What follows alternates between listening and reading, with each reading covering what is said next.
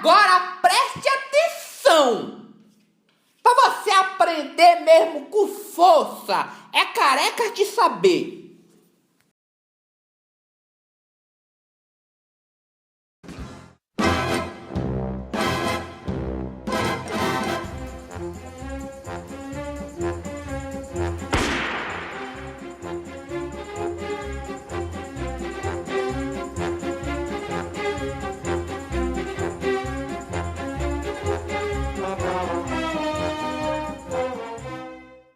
The name's Bond. James Bond. Oi gente, tudo bem? Eu sou o Guto, professor de literatura, e hoje a gente vai conversar um pouquinho sobre trovadorismo. Essa primeira escola literária que a gente tem na nossa literatura ocidental e que é a base de toda a literatura que a gente vai ter a partir de então. Bom, o trovadorismo, antes disso, vamos pensar em escola. O que é uma escola literária? Escola literária é um conjunto, é uma determinada denominação que se dá a um conjunto de produções com determinadas características estéticas. Ou seja, a escola literária é algo que define uma série de textos dentro do seu contexto. A escola literária dialoga diretamente com o período que ela vive e, baseado em várias características que ela propõe, os autores escrevem dentro dessas características, se valendo e utilizando essas características.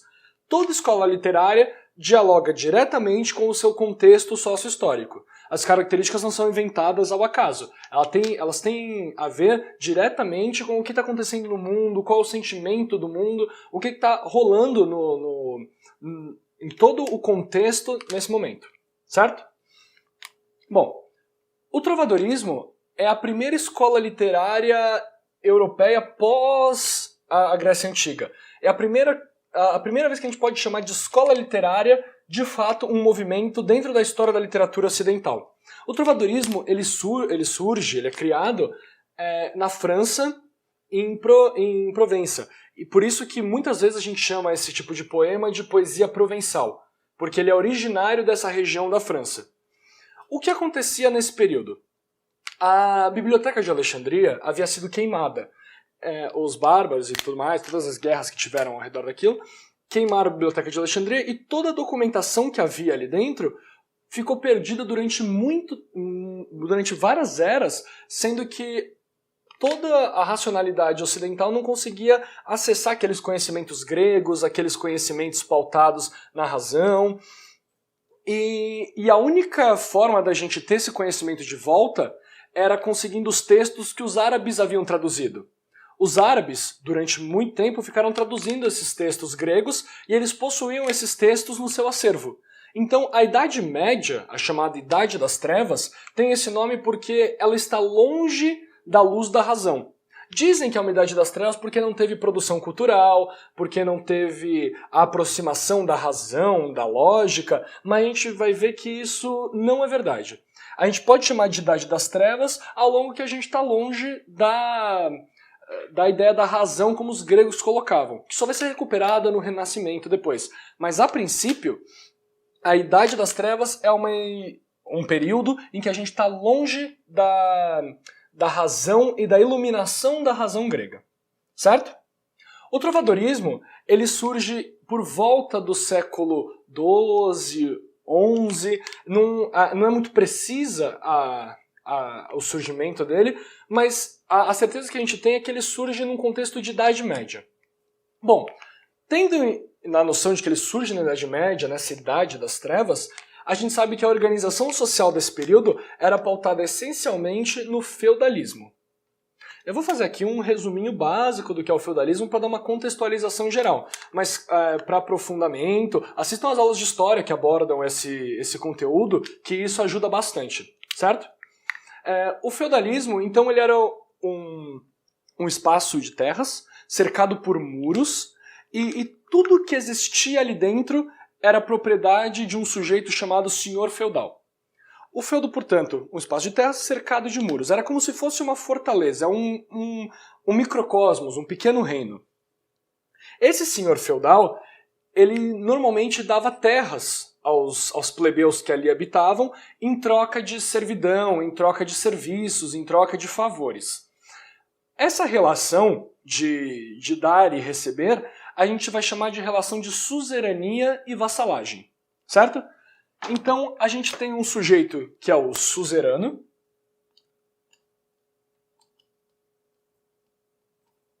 que seria o senhor feudal, e a gente tem um sujeito que é o vassalo, que normalmente, nesse contexto, vai ser representado ou vai ser presentificado na plebe, certo? O que o suzerano faz?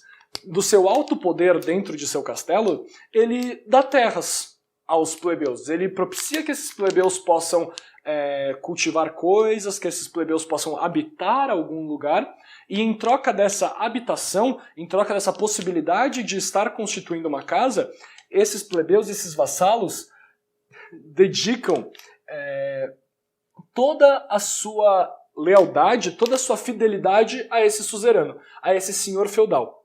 É uma relação de trocas em que, obviamente, esse vassalo sai perdendo, porque as terras foram proclamadas desse senhor feudal porque ele quis, certo?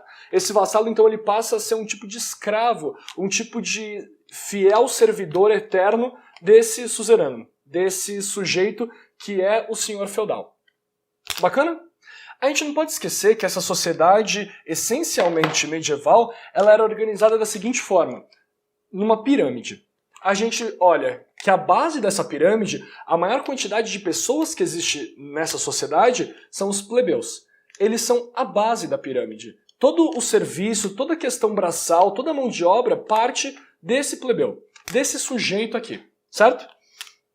No meio, a gente tem os nobres.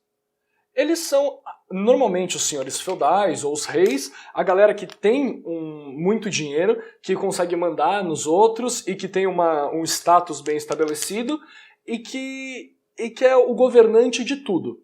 Ele só não tem uma posição acima do clero, ou seja, da igreja. O grande dono, ou a grande dona da Idade Média, vai ser esse clero, vai ser essa igreja, que é uma comunidade extremamente reduzida e que dita as normas e as leis de como se deve estabelecer a sociedade e a própria pessoa nesse contexto. Certo? Então, a Idade Média ela é baseada sempre num pensamento extremamente teocêntrico, um pensamento onde Deus é o centro do mundo, onde tudo gira em torno desse Deus, e num sentimento extremamente patriarcal. Ou seja, o homem é sempre o centro desse mundo abaixo de Deus. As leis, os regimes são sempre feitas a partir da visão desse homem no sentido masculino. Certo? Então, estabelecemos aqui essa relação do que seria o suzerano e o vassalo, estabelecemos o que é o feudalismo, a pirâmide social das ordens e de quem manda, de quem obedece, e dentro desse contexto surge a primeira escola literária, o trovadorismo. O que consistia o trovadorismo? O trovadorismo vem da palavra grega trovare. Francesa trovare. Trovare significa encontrar. A ideia do trovadorismo é a ideia de encontrar a melhor forma de dizer. Encontrar a melhor forma de dizer algo. Dizer o máximo de coisas possíveis com o mínimo de com o mínimo de palavras possíveis. Lembra das primeiras aulas quando a gente falou da questão da estética, da condensação poética? Então, os trovadores, eles instintivamente já tinham essa questão. Os trovadores, eles vão rebuscar isso e eles vão trabalhar com essas questões. Bacana? O trovadorismo ele é essencialmente poético. Poético no sentido de poemas. A grande produção desse período está vinculada aos poemas. Esses poemas, muito parecido com o que a gente viu nas aulas passadas do gênero lírico, eles ainda são cantados. Ainda não há a dissociação entre música e poesia. A poesia é essencialmente cantada e tocada pelos trovadores. Os sujeitos que fazem o poema, os sujeitos que criam a trova, a melhor forma de dizer. Certo? Essas produções eram chamadas de cantigas. Cantigas exatamente por conta do cantar, do declamar, do buscar a melhor forma de dizer junto com o seu alaúde. Bacana? Essas cantigas elas eram divididas em dois tipos diferentes. O primeiro deles, o lírico. o lírico no sentido de elevação, no sentido de beleza, que seriam as cantigas de amor e de amigo. E existe, onde eles abordam a questão da saudade, do sofrimento do amor não correspondido, que a gente vai ver tudo certinho daqui a pouco. E existe um outro tipo de cantiga, nesse período, nessa produção, que seriam as cantigas de escárnio e maldizer. Essas cantigas teriam um viés muito mais satírico, mas o intuito delas não era só satirizar o outro, não era só satirizar o rei, a igreja, as pessoas que estavam envolvidas naquilo. O intuito delas não era só tirar um sarro dessas pessoas, era trazer uma crítica no sentido reflexivo. As cantigas de escárnio e maldizer produzem uma reflexão e uma apresentação desse período e do próprio conhecimento crítico e da própria consciência crítica que o sujeito medieval tinha em relação à sua política. Aqui, está representado nessas cantigas de escárnio e maldizer, quando eles satirizam essas questões expondo uma crítica que era interna a toda a sociedade. Bacana? Bom, agora a gente vai dar uma apagada aqui e a gente vai começar a falar do primeiro tipo de cantiga, que é a cantiga de amor. Bom, vamos começar conversando, começar abordando as cantigas de amor, certo? A cantiga de amor é o primeiro tipo de cantigas que eu tinha passado agora há pouco. A cantiga de amor, a primeira coisa que a gente precisa saber dela é que ela está sempre vinculada, ela sempre acontece num contexto nobre. O que isso quer dizer? Elas eram cantadas somente nos palácios. Os trovadores cantavam essas cantigas, cantavam essas coisas que eles tinham criado apenas no contexto nobre, apenas no contexto dos palácios, nas festas desses palácios. O rei, o senhor feudal, ou o rei do lugar, contratava esse trovador. O trovador ele era uma espécie de profissão, uma espécie de músico na época, e contratava esse trovador e pedia que esse trovador fizesse uma música e tocasse na festa para alegrar e para entreter as pessoas. Certo? Então, necessariamente, esse trovador, na cantiga de amor, ele sempre vai ser um eu lírico, o eu que fala no poema, dentro do trovadorismo, vai ser um eu lírico masculino. Quem fala no poema é sempre um homem, certo? A gente tem que levar em consideração que a gente está falando de Idade Média. As únicas pessoas que tinham acesso à escrita, à leitura e à escrita, eram os nobres e os sujeitos do clero, e além disso, somente os homens. As mulheres não tinham acesso à leitura e à escrita nesse período. Então quem escrevia, essencialmente, as coisas eram os homens. Então a cantiga de amor vai ser um tipo de cantiga, um tipo de poema em que quem fala sempre será um homem.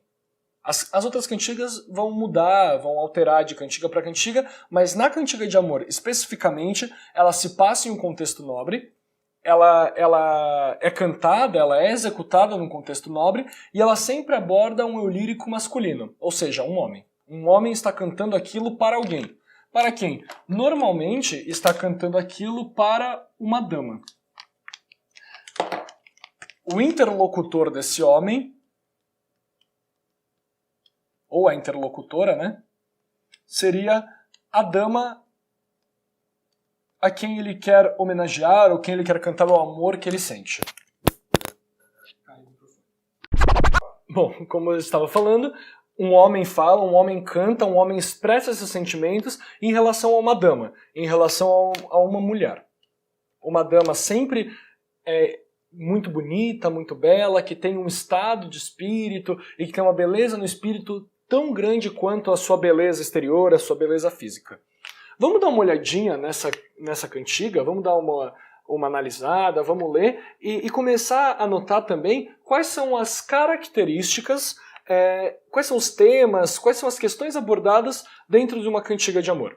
A cantiga da Ribeirinha é por muitos estudiosos considerada a primeira cantiga em português, em galego-português, na verdade, que é aquela língua bem arcaica em que ainda mistura o que é o espanhol com o português, gerando uma outra língua, uma língua que antecede o português. Aqui eu trouxe a versão já traduzida para o português para que a gente consiga sentir melhor e compreender melhor. certo? Mas eu aconselho a vocês, alunos, sempre que for ler uma cantiga, sempre que for estudar uma cantiga, tenta fazer análise, tenta fazer a leitura em galego-português, porque é o texto original. E por mais que seja difícil de compreender, é possível compreender ainda assim. Bom, vamos dar uma olhada nessa cantiga. No mundo, ninguém se assemelha a mim, enquanto a vida continuar como vai, porque morro por vós, e ai. Minha senhora, alva e de pele rosada, quereis que vos retrate, quando eu vos vi sem manto. Maldito seja o dia em que me levantei e não vos vi feia. Então, a princípio, a gente já sente nesse eu lírico, a gente já sente que esse sujeito ele está passando por um momento de sofrimento. Esse sofrimento, dentro da cantiga, a gente vai chamar de coita amorosa.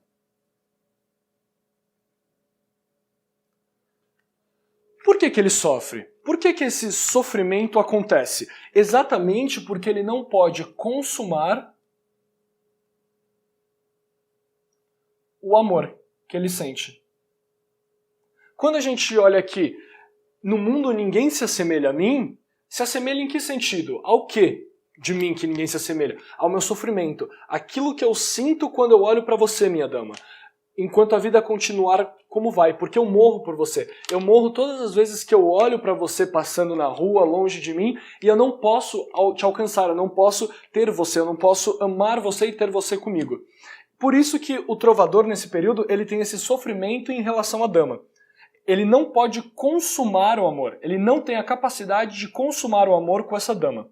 Normalmente, dentro das cantigas de amor, a impossibilidade do amor se dá por dois motivos. A primeira delas é que essa dama está numa classe social diferente, portanto essa dama não faz ideia que esse trovador exista, não faz ideia que esse cara esteja na realidade, não faz nem ideia quem seja esse cara, ela está numa classe social diferente desse trovador, ou essa dama já é comprometida, e ela não pode ter nenhuma outra relação, não pode nem sequer dar brecha para esse trovador. Por isso que ele sofre. Porque por mais linda que essa mulher seja, por mais bela que ela seja, e por mais que ele ame ela com toda a sua vida, ele não pode consumar esse amor. Certo?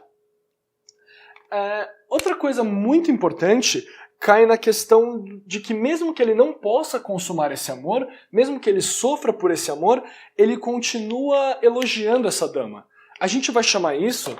Ele vai fazer elogios, vai mostrar como ela é bela, como ela é pura. A gente vai chamar isso de amor cortês.